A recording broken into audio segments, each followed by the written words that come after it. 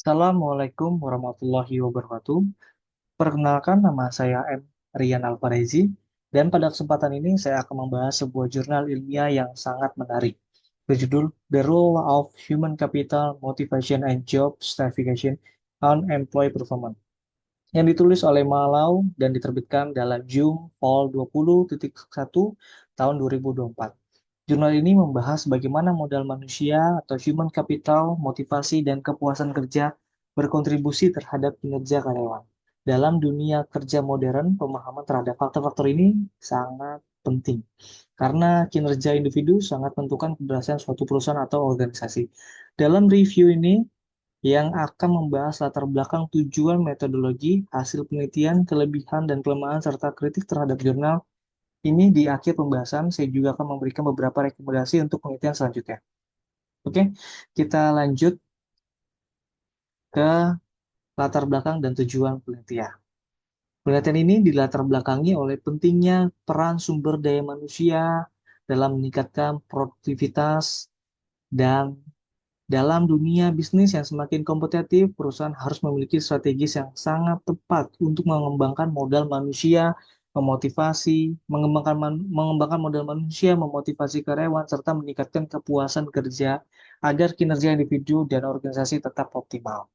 Dari latar belakang ini, penelitian dari latar belakang ini, penelitian memiliki tiga tujuan utama, yaitu menganalisis pengaruh human capital terhadap kinerja karyawan, yang kedua menilai dampak motivasi terhadap produktivitas karyawan, yang tiga adalah mengukur hubungan antar kepuasan kerja dan kinerja individu dalam organisasi.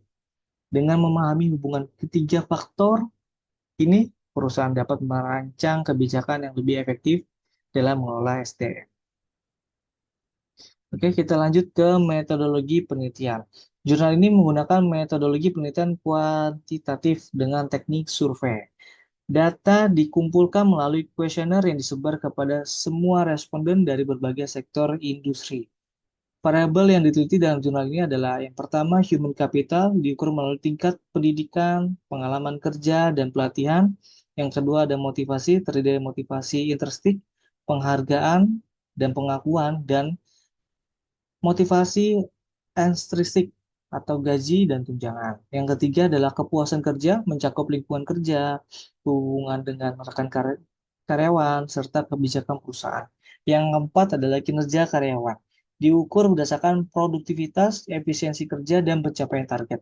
Untuk menganalisa data, penelitian ini menggunakan regresi linear berganda yang memungkinkan untuk mengukur hubungan antar variabel lebih terukur. Hasil dan pembahasan. Hasil penelitian menunjukkan beberapa temuan utama yang sangat menarik. Yang pertama adalah human capital memiliki pengaruh positif dan signifikan terhadap kinerja karyawan. Semakin tinggi pendidikan dan pengalaman seorang karyawan, semakin baik pula performanya. Yang kedua adalah motivasi terbukti menjadi faktor utama yang mendorong produktivitas karyawan. Namun, penelitian menemukan bahwa motivasi intrinsik lebih berdampak dibanding motivasi ekstrinsik seperti gaji atau bonus. Yang ketiga adalah kepuasan kerja berhubungan erat dengan peningkatan produktivitas. Lingkungan kerja yang kondusif, hubungan yang baik dengan rekan kerja, serta sistem manajemen yang transparan dapat meningkatkan loyalitas kinerja karyawan. Dengan temuan ini, penelitian ini menyarankan agar perusahaan lebih fokus pada pengembangan SDM, menerapkan strategi motivasi yang lebih variatif, serta menciptakan lingkungan kerja yang positif guna meningkatkan kinerja karyawan.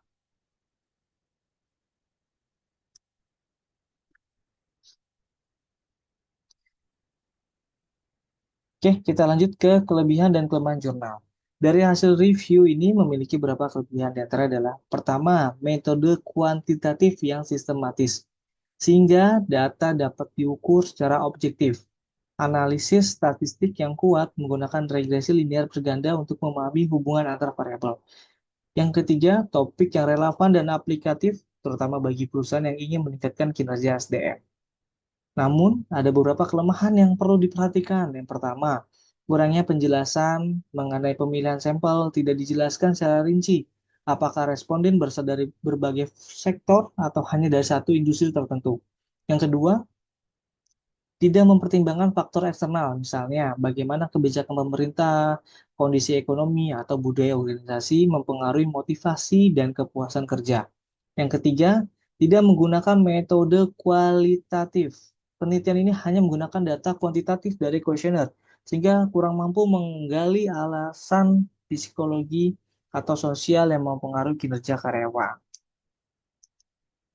Oke, kita lanjut ke kritikan terhadap jurnal. Meskipun penelitian ini memberikan wawasan yang bermanfaat, ada beberapa kritikan yang perlu diperhatikan. Yang pertama adalah metodologi penelitian terlalu terbatas, hanya menggunakan regresi linear berganda. Metode ini seperti struktural, equation modeling, atau SEM, dapat memberikan hasil yang lebih akurat dan kompleks. Yang kedua adalah kurangnya variasi data dan generalisasi hasil. Tidak dijelaskan apakah sampel berasal dari berbagai industri atau hanya satu sektor. Hal ini membuat hasil penelitian kurang dapat digeneralisasi. Tidak adanya analisis faktor eksternal. Penelitian ini hanya berfokus pada faktor internal perusahaan. Padahal ada faktor eksternal seperti regulasi pemerintah dan kondisi ekonomi yang juga berpengaruh terhadap kepuasan kerja dan motivasi karyawan. Sebagai saran, penelitian selanjutnya sebaiknya menggunakan pendekatan mixed method dengan kombinasi analisis kuantitatif dan wawancara kualitatif untuk hasil yang lebih mendalam. Kesimpulan dan penutup atau rekomendasi. Yang pertama adalah jurnal ini menunjukkan bahwa human capital, motivasi, dan kepuasan kerja memiliki pengaruh signifikan terhadap kinerja karyawan. Yang pertama adalah pendidikan, pelatihan, dan pengalaman kerja meningkatkan produktivitas. Yang kedua adalah motivasi, terutama yang bersifat intrinsik berdampak besar pada kinerja karyawan. Yang ketiga adalah kepuasan kerja menciptakan lingkungan yang lebih positif dan produktif. Namun, penelitian ini memiliki beberapa kelemahan dan aspek metodologi dan cakupan faktor yang diteliti. Oleh karena itu, penelitian selanjutnya sebaiknya memperluas cakupan sampel, mempertimbangkan faktor eksternal, serta menggunakan pendekatan kualitatif dan kuantitatif secara bersamaan. Demikian review jurnal ini saya sampaikan, semoga dapat memberikan wawasan yang lebih luas mengenai strategi peningkatan kinerja karyawan dalam organisasi atau perusahaan. Terima kasih atas perhatiannya dan sampai jumpa di review jurnal berikutnya.